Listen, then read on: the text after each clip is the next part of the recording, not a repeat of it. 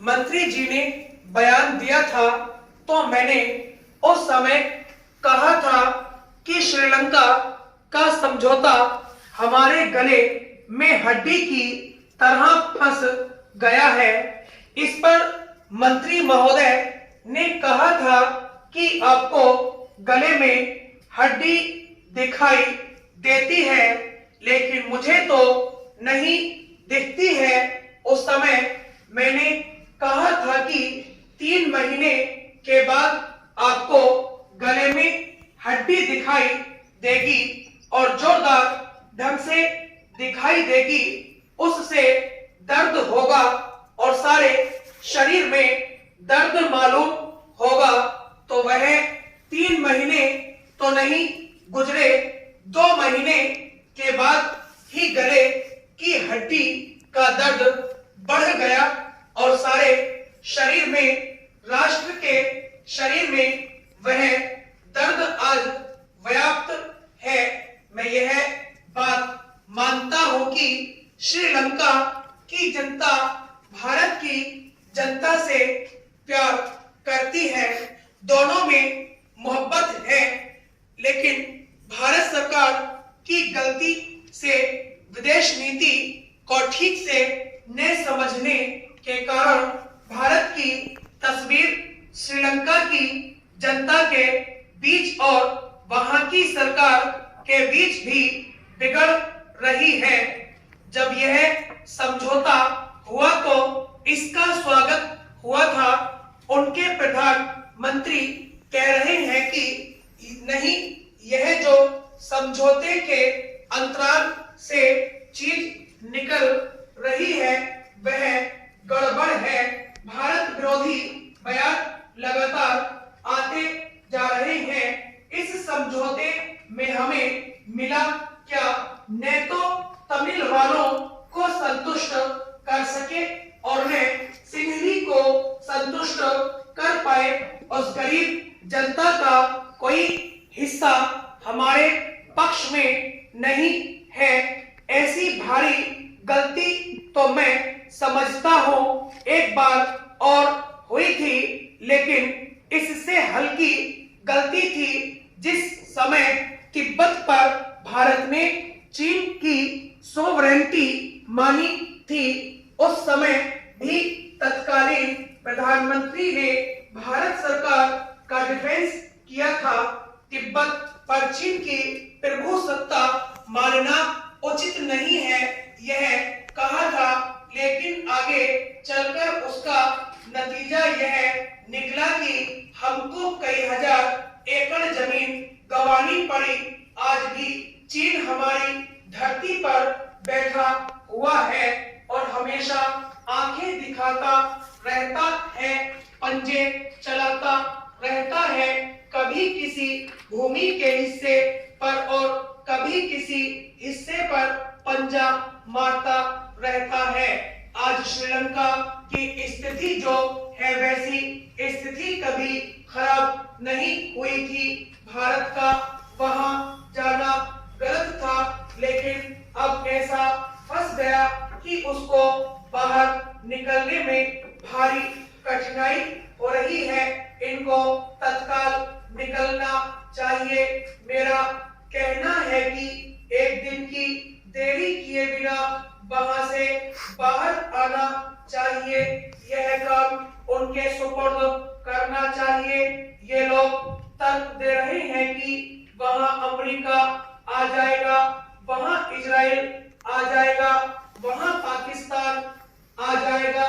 तो क्या आज इजराइल वहां नहीं है? क्या आज पाकिस्तान वहां नहीं है? नहीं। सिर्फ उन्हीं के बल पर यह मुट्ठी भर LTTE आपको सता रहे हैं। हमारी इंटेलिजेंस ने भारत सरकार को धोखा दिया। इंटेलिजेंस में हमारे ऐसे लोग हैं जिनको कहा कि 48 घंटे के अंदर हम कब्जा कर लेंगे और वहां जैसा चाहेंगे वैसा कर लेंगे। उपसभापति महोदया, रक्षा मंत्रालय के अनुसंधान तथा विकास संस्थान के सभी साथियों ने जो प्रयास किया और जिसके फलस्वरूप हम पृथ्वी को अंतरिक्ष में भेज सके हैं। इसके लिए मैं उन सभी कर्मचारियों, सभी वैज्ञानिकों, सभी तकनीशियनों को तहे दिल से बधाई देता हूं और उनका अभिनंदन करता हूं। यह हमारे लिए एक गौरव की बात है और इसको मैं आनंद की घटना भी मानता हूं। इससे यह भी पता चलता है कि वैज्ञानिक प्रगति की कक्षा में हम दुनिया में किसी से पीछे नहीं हैं, बल्कि कई देशों से आगे हैं। इस वैज्ञानिक प्रगति के अवसर पर मैं बहुत प्रयास करने की जरूरत है। हम सभी मानते हैं कि भाषा संस्कृति की वाहन होती है और हम यह बात कई सालों से कहते आए हैं। हमारे देश की राजभाषा हिंदी है और हमारी जो प्रादेशिक भाषाएं हैं वे भी समर्थ संस्कृति की वाहन है। मुझे राजभाषा समिति का एक सदस्य होने के नाते बार बार इस बात को देखकर दुख हुआ है कि इस देश में वैज्ञानिक प्रगति के नाम पर अंग्रेजी भाषा को बढ़ावा देने का प्रयास किया जाता है। कंप्यूटर और वैज्ञानिक प्रगति के नाम पर अंग्रेजी को चलाने की बात कही जाती है। मेरी आपसे प्रार्थना है कि इस देश की संस्कृति जिसका आप बार बार जिक्र करते हैं उसका संबंध भाषा से भी है। इस देश में अनेकों भाषाएं हैं। हिंदी इस देश की राजभाषा है और देश की जो अन्य प्रादेशिक भाषाएं हैं वे सब समर्थ भाषाएं हैं।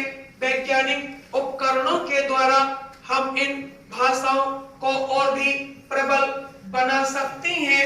वैज्ञानिक साहित्य के द्वारा देश की आत्मा की एकता को और भी अधिक मजबूत बना सकते हैं, ऐसा मैं मानता हूं।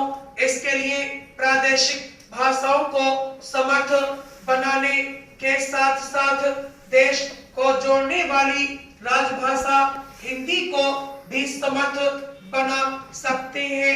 वैज्ञानिक अनुसंधान आज के युग में बहुत महत्वपूर्ण वस्तु होती है।